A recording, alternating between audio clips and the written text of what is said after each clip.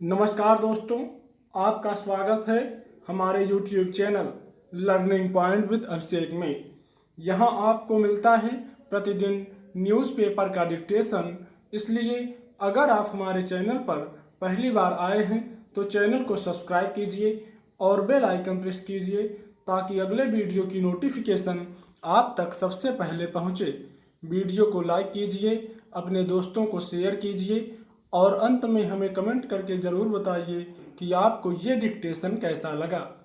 आज का टॉपिक है चुनौती का सामना।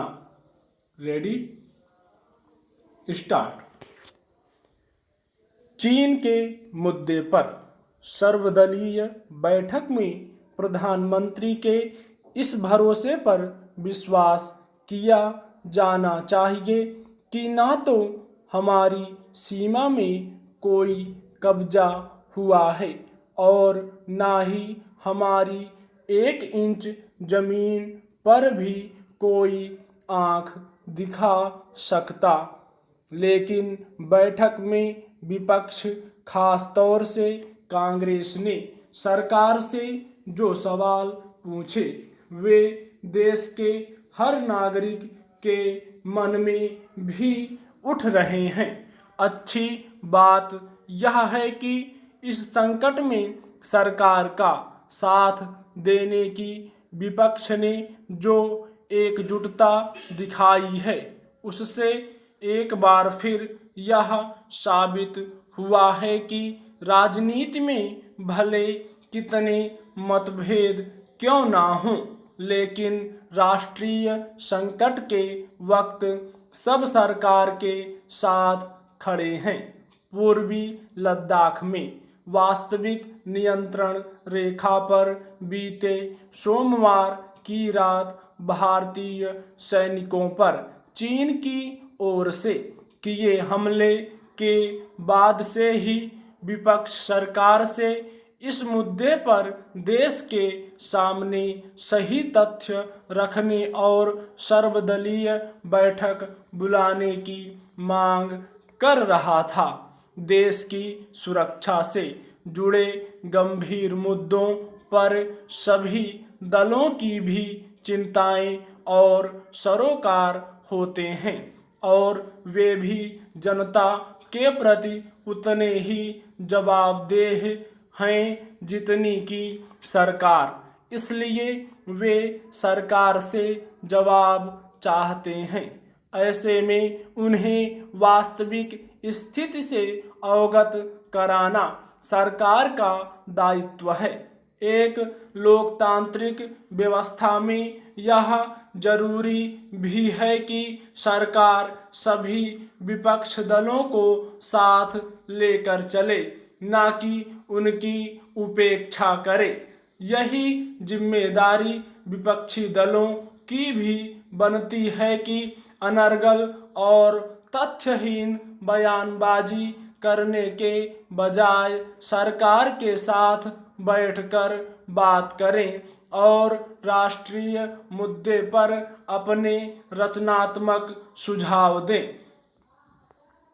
भारतीय सैनिकों पर हमले की घटना के बाद चीन ने गलवान घाटी के क्षेत्र पर जिस तरह से दावा ठोका है वह भारत के लिए और बड़ी चेतावनी बनकर उभरा है। इसलिए अब भारत सरकार उसे माकूल जवाब देने के लिए इस वक्त सैन्य और कूटनीतिक मोर्चे पर तेजी से काम कर रही है। बैठक में रक्षा मंत्री राजनाथ सिंह ने इस बारे में विपक्षी दलों को आश्वस्त भी किया है कि देश की एकता और अखंडता की रक्षा के लिए सरकार कोई कसर नहीं छोड़ेगी।